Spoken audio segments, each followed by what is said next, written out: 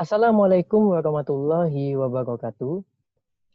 Perkenalkan, nama saya M. Maftu Ihsan dengan NIM 0931818818230040 dengan mata kuliah Manajemen Proyek Sistem Informasi. Pada kesempatan kali ini, saya akan membahas tentang apa saja yang sudah saya rangkum mengenai tentang pengembangan sistem informasi akademik berbasis web, studi kasus SLTP Al-Syukro Ciputat. Latar belakang. Tersedianya sistem informasi yang baik akan sangat menunjang kegiatan pendidikan pada suatu lembaga atau institusi pendidikan. Sarana atau media informasi penting yang berada di lembaga pendidikan, salah satunya yaitu sistem informasi akademik yang meliputi pengolahan data entitas yang terikat, siswa, orang tua siswa, guru, karyawan, dan kepala sekolah. Adapun selanjutnya yaitu pelajaran, jadwal belajar dan mengajar, nilai siswa, absensi siswa, dan keuangan atau dalam hal ini pembayaran iuran bulanan sekolah. Sistem informasi tersebut berfungsi sebagai sarana yang digunakan untuk menyampaikan data informasi akademik kepada entitas yang membutuhkan data informasi akademik tersebut.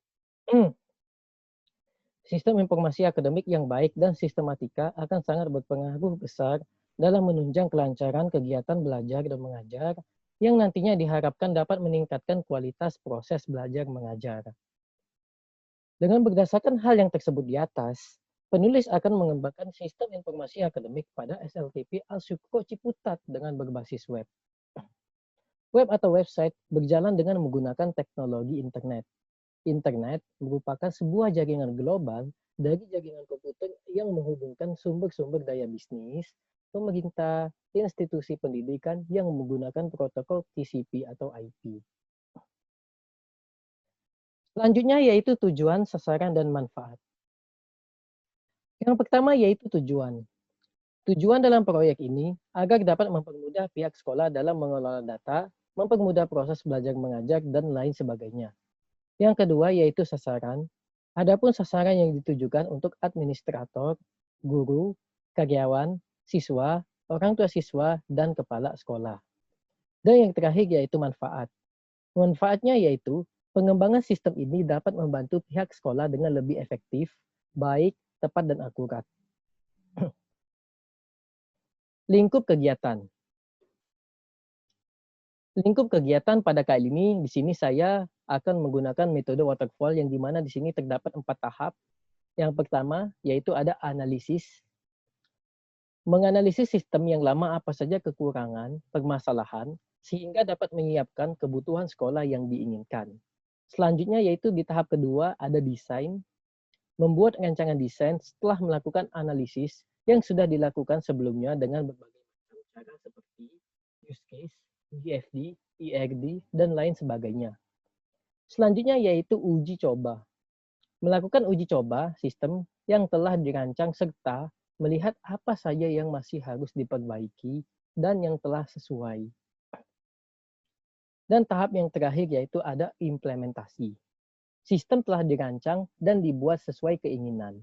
Alhasil, admin dapat mudah melakukan proses kerja lebih efektif dan efisien. Selanjutnya yaitu ada waktu dan kegiatan. Waktu dan kegiatan. Nah, mungkin teman-teman di sini bisa melihatkan ada tabel yang dimana di sini di layarnya ada nama kegiatan, kode kegiatan, waktu, kegiatan pendahuluan, biaya, total hari, dan juga total biaya. Yang dimana di sini yaitu ada 4 tahap yang sudah saya sebutkan tadi, yang dimulai dari analisis, ada analisis masalah, analisis kebutuhan, dan menganalisis kebutuhan sistem, ada desain, membuat use case diagram, membuat GFD, membuat IRD, dan juga membuat rancangan interface. Selanjutnya yaitu ada uji coba, yaitu pelatihan user, pemasangan sistem, dan yang terakhir yaitu ada implementasi, menyiapkan dan membeli perangkat keras, melakukan dan menyiapkan rancangan, user menggunakan sistem, dan yang terakhir yaitu rapat evaluasi proyek. Nah, di sini selanjutnya yaitu ada bagan balok dari waktu dan kegiatan. Nah, jadi dalam waktu pengerjaan selama melakukan kegiatan ini dibutuhkan waktu selama totalnya yaitu 43 hari yang mana di sini sudah saya rincikan baik dari hari pertama sampai hari ke-43, dimulai dari analisis masalah sampai juga dengan rapat evaluasi proyek.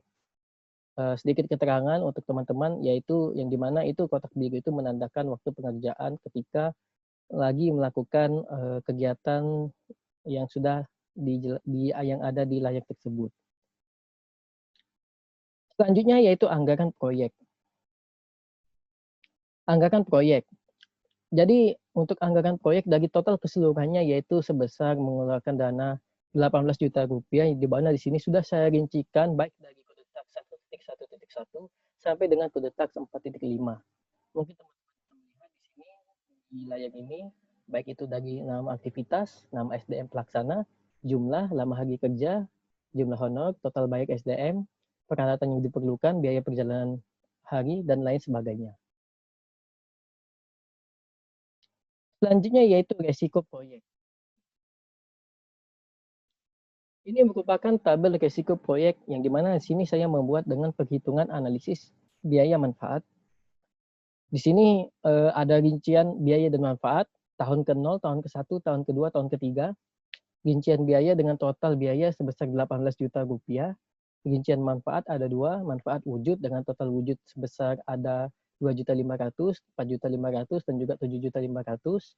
Selanjutnya yaitu ada manfaat tak wujud, total tak wujud yaitu 3.500.000, 6 juta, dan tahun ketiga yaitu 9 juta. Dan juga di sini ada total manfaat dan ada proses selisih TM dan TB, yang dimana itu adalah selisih antara total manfaat dikurang dengan total biaya. Kemudian yang selanjutnya yaitu ada analisis payback periode. Yang pertama, analisis payback periode. Perhitungan analisis payback periode yaitu total biaya yaitu sebesar 18 juta dikurangi dengan selisih pada tahun pertama sebesar 4.500.000 sehingga memiliki sisa di tahun pertama yaitu sebesar 13.500.000 rupiah, dikurangi lagi dengan selisih pada tahun kedua yaitu sebesar 8.500.000 rupiah, sehingga sisa biaya sistem pada tahun kedua yaitu sebesar 5 juta rupiah. Langsung saja masuki rumus menggunakan analisis payback periode, yaitu sisa sama dengan 5 juta dibagi 18 juta dikali 1 tahun, sehingga mendapatkan hasil yaitu sama dengan 0,27 tahun. Payback periode sudah dapat dicapai pada tahun kedua, adapun secara detailnya adalah 2,27 tahun. Dari fakta tadi dapat disimpulkan bahwasanya yang ditanamkan pada rancangan sistem ini akan mencapaikan titik impas atau break even point pada waktu 2,27 tahun, yang berarti bahwa pada tahun ketiga, perusahaan mulai dapat mengambil keuntungannya dari sistem tersebut. Selanjutnya yaitu analisis ROI atau analisis return on investment.